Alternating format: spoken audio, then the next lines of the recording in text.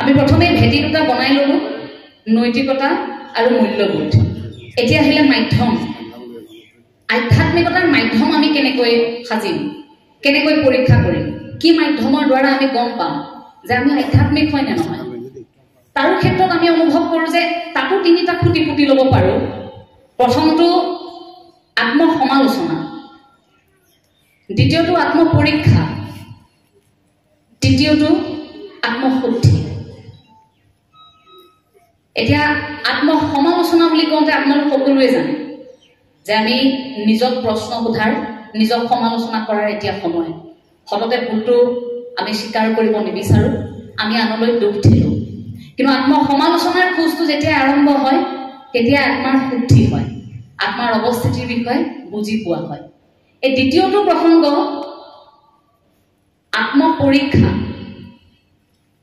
আত্মপৰীক্ষাৰ বহু কাহিনী আছে তাৰে এটা কাহিনী মই খুব কৈ ফুৰো আজি আকৌ এবাৰ সেই কাহিনীটো অকণমান কম যে আত্মপৰীক্ষাটো কেনেকৈ হয় এজন ল'ৰাই এটা কামৰ প্ৰয়োজন পিচিঅ'ত সোমাই ফোন কৰিছে ইফালৰ পৰা এগৰাকী মহিলাই ফোনটো ধৰিছে ল'ৰাজনে মহিলাগৰাকীৰ সৈতে কথা পাতিছে যুৱকজনে যে বাইদেউ আপুনি যে পাচলি বাগানখন চাফা কৰিবৰ বাবে আপোনাৰ পাচলি বাৰীখন পৰিষ্কাৰ কৰিবৰ বাবে এজন যে ল'ৰা বিচাৰি আছিল কামৰ বাবে শুনিছিলোঁ খবৰটো মই পাইছিলোঁ মই কামটোত বৰ আগ্ৰহী আপুনি মোক ল'ব নেকি বাৰু কামটোত বাইদেউগৰাকী সিফালৰ পৰা কৈছে নাই নাই কামটোত ল'ৰাজন আহিল নহয় এতিয়া মোৰ প্ৰয়োজন নাই ইফালৰ পৰা যুৱকজনে আকৌ কৈছে যে নহয় এবাৰ ভাবি চাওকচোন মই কিন্তু কামটো ভালকৈ কৰিম মই অকল আপোনাৰ পাচলি বাৰীখন পৰিষ্কাৰ কৰি দিয়াই নহয় আপোনাৰ ঘৰখন যদি সৰা মোচা কিবা কামো থাকে মই সেয়াও কৰি দিম কিন্তু মোক কামটো লওকচোন মোৰ কাম এটাৰ বৰ প্ৰয়োজন সিফালৰ পৰা তেতিয়া বাইদেউগৰাকী আকৌ কৈছে যে নাই কিনো জোৰ কৰি আছে মই ক'লো নহয় মই যিজন ল'ৰা ল'লো তেওঁ কামটো ভালকৈ কৰিছে গতিকে মোক এতিয়া ল'ৰাজনৰ প্ৰয়োজন নাই তেওঁ আকৌ কৈছে যে ঠিক আছে বাৰু মই আৰু এটা কাম তাত সংযোগ কৰিছো আপোনাৰ ঘৰত যদি বাচন বৰ্তন ধুবলগীয়া আছে মই সেইটোও কৰি দিম এই তিনিটা কাম হ'ল পাচলি বাৰীও চাফা কৰিব কাপোৰ কানিও ধুব বাচন বৰ্তনো চাফা কৰি দিব অৰ্থাৎ ধুই দিব সকলোখিনি কাম কৰিব ঘৰ দুৱাৰ সাৰি মুচি দিব আৰু আপুনি আপোনাৰ ঘৰত কাম কৰি থকা মানুহজনক যদি 500 টকা দিছিল মই কথা দিছো আপোনাক মই সেই কাম 200 টকাত কৰি দিম এতিয়া আপুনি মোক কৰি দিয়ক মোক যেনে তেনে কামটো দিয়ক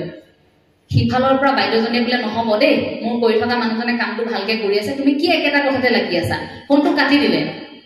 ল'ৰাজন পিচিঅ'ৰ পৰা ওলাই আহিছে যুৱকজন ওলাই অহাৰ পিছত তেওঁ আকৌ হাঁহি আহিছে পিচিঅ'ৰ বাহিৰত থকা আকৌ মানুহজনে কথাখিনি শুনি আছিল শুনি ভাবিলে যে ল'ৰাজনৰ সঁচাকে কামৰ প্ৰয়োজন তাৰপিছত সুধিলে তেওঁ যে ভাইটি তোমাক কামটো বৰ দৰকাৰী নেকি এই কথা এটা শুনাচোন তোমাক যদি কামটো বৰ বেছিকৈ দৰকাৰ তুমি নহলে এটা কাম কৰা কাইলৈৰ পৰা মোৰ পিচিঅ'তে আহা তুমি ইয়াতে মই তোমাক কিবা এটা দিম তুমি মোৰ পিচিঅ'তে তুমি আহা আৰু কাম কেইটামান কৰিব পাৰিবা এতিয়া ল'ৰাজনে হাঁহি কৈছে যে বোলে কামটো মোক নালাগে নহয় এই তুমি নালাগে ইমান দেৰি দেখোন বাইদেউগৰাকী কৈ আছা কামটো লাগে এই যে বাইদেউগৰাকী ক'লে মোৰ ঘৰত এজন ল'ৰাই কামটো কৰি আছে সেই তেওঁৰ ঘৰত কাম কৰি থকা ল'ৰাজন ময়েই হয় মই তেওঁক এইবাবেই ফোনটো কৰিছিলো যে মোৰ কামটোক লৈ তেওঁ কিমান সুখী মই চাব বিচাৰিছিলো অৰ্থাৎ আত্মপৰীক্ষা মই কামটো ঠিকেই কৰিছো তেওঁৰ ঘৰত কিন্তু মোৰ কামটোক লৈ মালিক কিমান সুখী চাব বিচাৰিছো সেইবাবে ফোনটো তেনেকৈ কৰা হৈছিল তাৰপিছত গম পালে যে তেওঁ কামটোক লৈ মালিক সুখী আমাৰ জীৱনতো এনেকুৱা হয় যে আমি কৰি থকা কামখিনিক লৈ আমাৰ সন্মুখত থকা লোকসকল কিমান সুখী শ্ৰেণীকোঠাত শিক্ষকে এয়া পৰীক্ষা কৰি চাব পাৰে যে মোৰ সন্মুখত শ্ৰেণীকোঠাত বহি থকা এইসকল ছাত্ৰ ছাত্ৰীয়ে মোৰ জোকাৰি যে হয় বুজি পাইছো বুলি কৈ আছে কিন্তু প্ৰকৃতাৰ্থত মোৰ কথাখিনিয়ে তেওঁলোকক সহায় কৰিছেনে বা সন্তানে এই কথাটো পৰীক্ষা কৰি চাব পাৰে যে আমি কৰা আচৰণক লৈ মা দেউতা সুখী নে বা পিতৃ মাতৃয়েও পৰীক্ষা কৰি চাব পাৰে যে আমি যে তেওঁলোকক লালন পালন কৰি আছো সকলোখিনি শিকাই আছো আমি দিয়া এই পৰিৱেশটো আমাৰ সন্তান সুখী নে আমাৰ সন্তান ভাল মানুহ হোৱা পথত আছেনে এই পৰীক্ষাবোৰ কৰিব পাৰি সেয়া আত্মপৰীক্ষা যে আমাৰ কামটোক লৈ বাকী সকল লোক কিমান সুখী এই কথাষাৰ আমি সেই পৰীক্ষাৰ দ্বাৰা কৰিব পাৰোঁ এতিয়া আহিলে আত্মশুদ্ধিৰ কথা আত্মশুদ্ধিৰো এটা কাহিনী কওঁ আত্মশুদ্ধি অৰ্থাৎ নিজৰ ভুলটো বুজি পাই শুদ্ধ কৰা সত্যক স্বীকাৰ কৰাৰ গাঁও এখনত এজন নামতি খুব নাম গাই ভাল পায় ঈশ্বৰৰ নাম লৈ থাকে সময় সময় নামতি আকৌ বিপদত পৰে নামতি কেতিয়াবা টকা পইচাৰ প্ৰয়োজন হয় নামতিৰ আকৌ এগৰাকী খুব ভাল বন্ধু আছিলে এটা বিপদত পৰিলে নামতিয়ে ভাবে যে মোৰ বন্ধুগৰাকী আছে বন্ধুৱে সহায় কৰিব বহুদিন ধৰি তেনেকৈ বন্ধুৱে সহায় কৰিছে কিন্তু সেইদিনা এনেকুৱা এটা বিপদ আহিল বন্ধুক আগতীয়াকৈ কোৱাও নহল কাইলৈ এঠাইত কেইটামান টকা জমা দিব লাগে এটা নামতিয়ে টকা কেইটা পাই ক'ৰ পৰা বন্ধুকো কোৱা নহল বুলিব বাৰে প্ৰতি মই বন্ধুকে কৈ থাকো কি ভাবিব বন্ধুৱে মোক যে মই বিপদ হলে অকল ইয়াকেই বিচাৰো তেওঁতো বেয়াও ক'ব পাৰে সেইদিনা আকৌ তেওঁৰ নামো আছে গতিকে নামতিয়ে ভাবিছে প্ৰভু তোমাৰ এই নাম ল'বলৈ যাম তুমি কিবা এটা মিলাই দিবা আৰু তোমাৰ নাম লৈ থাকিম মই নিশা 12 বজালৈকে কাইলৈ মোৰ আকৌ টকা কেইটা যোগাৰ কৰিব লাগে গতিকে মই সমস্তখিনি এৰি ঈশ্বৰৰ নাম ল'ম মই তোমাৰ নাম ল'ম নিশাটো নাম ল'ম কিন্তু তুমি মোক কিবাকে উদ্ধাৰ কৰিবা আৰু এই বিপদৰ পৰা নাই হোৱা নাই কাম ৰাতি 12 বজাত নাম শেষ কৰি নামতি ঘৰলৈ আহিছে এটা নামতি ঘৰলৈ আহি ঘৰত বিছনাত দীঘললি পৰি ভাবিছে যে প্ৰভু উঠেই এই 12 বজালৈকে নাম ল'লো কিন্তু এতিয়ালৈকে দেখোন ক'ত আপুনি পইচা কেইটা দেখোন মোক যোগাৰ কৰি নিদিলা এনে তোমাৰ নাম লৈ থাকিলো আৰু প্ৰতিদিনে মই তোমাৰ নাম গাই থাকো মই পইচা কেইটা যোগাৰ কৰিব পৰা নাই তুমি বুজা নাই কিয় প্ৰভু মিলোৱাচোন কিবা এটা তাৰ পাছত তেওঁৰ মনত এটা বুদ্ধি আহিছে নামতি এই যে নামতি সদায় সহায় কৰি থাকে যে তেওঁৰ বন্ধুগৰাকী নামতিৰ সেই বন্ধুগৰাকীৰ আকৌ নাৰিকল গছ আছে বহুত নাৰিকল লাগি আছে গছত এটা নামতিয়ে ভাবিছে কি যি নাই নাই যি হল হল প্ৰভুৱেতো নিদিলেহিয়ে টকা কেইটাতো আজি নেপালোৱে কাইলৈতো দিবই লাগিব যি নাই নাই সেই বন্ধুৰ বাৰীতে চুৰ কৰা যাওক নামতি সাজু গৈছে চুৰ কৰিবলৈ গ'ল উঠিলে নাৰিকল গছত এটা নাৰিকল পাৰোতে ভুলবশতঃ দুটা নাৰিকল পৰিল নহয় গৃহস্থৰ টিঙত যে গৃহস্থৰ টিঙত নাৰিকল পৰিল হল ডাঙৰ এটা শব্দ হোৱাৰ লগে লগে গৃহস্থ আকৌ সাৰ পালে এটা হুলস্থুলীয়া পৰিৱেশ গোটেই গাঁওখনত লোকসকল ওলাই আহিছে গৃহস্থই চিঞৰিছে বোলে চুৰ চুৰ আমাৰ ঘৰত চুৰ ওলাইছে মানুহে চাবলৈ নাই কোন মুঠতে চুৰ এটা আছে নাৰিকল গছৰ ওপৰত উঠি আছে চুৰটোক ধৰিব লাগে গোটেই গাঁৱৰ ৰাইজ গোট খাইছে নাৰিকল গছৰ তলত ৰাইজ ভিৰ ইফালে চুৰটোতো ওপৰতে আছে অৰ্থাৎ নামতি এটা কি কৰিব আকৌ ঈশ্বৰক কৈছে যে ঈশ্বৰ প্ৰভু তুমিতো মোক ইমানখিনিলৈকে নবচালাই এতিয়া মই অন্তত তোমাক এইটো কামনা কৰিছো তোমাৰে নাম গুণ গালো মই আকৌ এবাৰ তোমাক কামনা কৰিছো কৰজোৰে যে তললে নামি গলে যে ৰাইজে মোক যে ফিৰি পিটমটো দিব অৰ্থাৎ গণপ্ৰহাৰটো পিঠি যে বহল কৰিব অন্তত মোক সেইটোৰ পৰা এতিয়া বচাই দিয়া মানে ৰাইজৰ মাৰ খাই মোৰ মৰিবলৈ মন নাই তুমি অকণমান অন্তত মোক এই পিটমটোৰ পৰা গণপ্ৰহাৰটোৰ পৰা মোক অকণমান বচাই দিয়া সেই বুলি মনতে আকৌ প্ৰাৰ্থনা কৰিবলৈ আৰম্ভ কৰিলে তাৰপিছত আকৌ নামতিৰ মনত সেই একেই বুদ্ধি অকণমান দেৰিৰ পিছত দেখিছে নামতিৰ ওপৰত কিবা এটা গাই আছে তলৰ পৰা ৰাইজে চুৰ চুৰকৈ চুৰ নামি অহালে ৰৈ আছে কোন ধৰিব পৰা নাই নামতিৰ ওপৰত কি নাম গাইছে জানেনে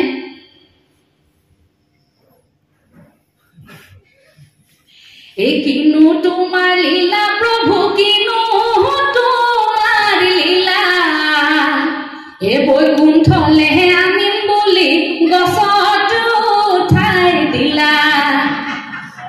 এ কিনো তোমাৰ লীলা প্ৰভু কিনো তোমাৰ লীলা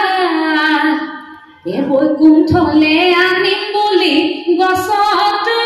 উঠাই দিলা তলৰ পৰা মানুহ দেখিছে আমাৰ নামতি দেখোন বোলে নামতি কি গাই আছে বোলে কিনো তোমাৰ লীলা প্ৰভু কিনো তোমাৰ লীলা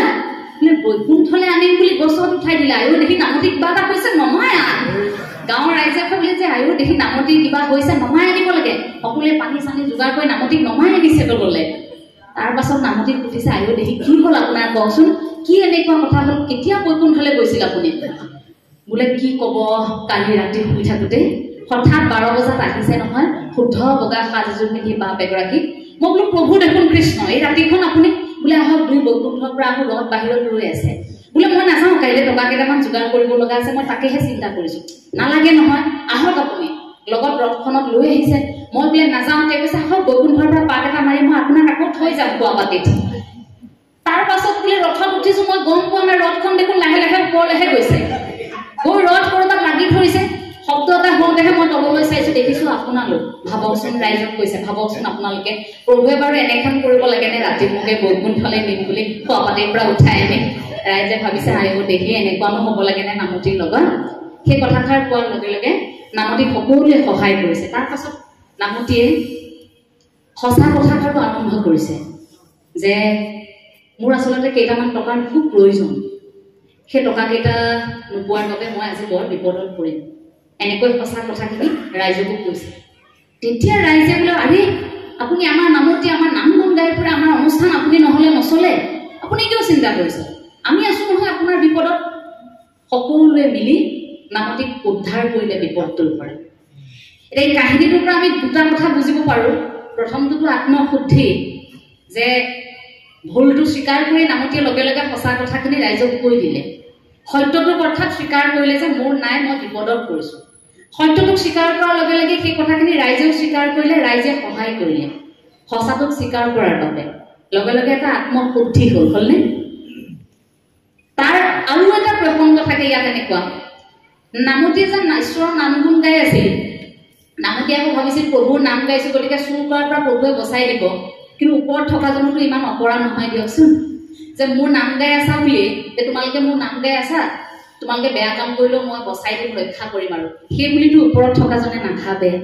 চুৰ কৰিবলৈ যোৱাৰ পাছতো সেইবাবে সেই ভগৱন্তই তেওঁক ৰক্ষা নকৰোৱালে। দুই এটা বুদ্ধি মনলৈ আহিল, কিন্তু ধৰা পৰিলে। যিমানেই ঈশ্বৰৰ নাম গুণ নাগাওক কিয়, যিমানেই দিনৰ দিনটো নামঘৰত বহি নাথাকক কিয়, যিমানেই আপুনি ভাগৱত ব্যাখ্যা কৰি নাথাকক কিয়, কিন্তু মনটো যদি শুদ্ধ নহয়, সঁচাকৈ যদি আপুনি কিবা অপৰাধ কৰি থাকে মনে মনে, ৰাতি চুৰ কৰিবলৈ গৈ পিছদিনা যদি গোটেই দিনটো ব্যাখ্যা কৰি আছো, পাঠ কৰি আছো বোলে মই গুৰুআসনৰ সন্মুখত বহি ডাঙৰ ডাঙৰ কথা কৈ আছো, ওপৰত থকাজনেও বুজি পায় সেইখিনি আত্মশুদ্ধি নহয়। তাৰ বাবে এই উদাহৰণটো দাঙি ধৰিলো, কাৰণ আজিৰ সমাজত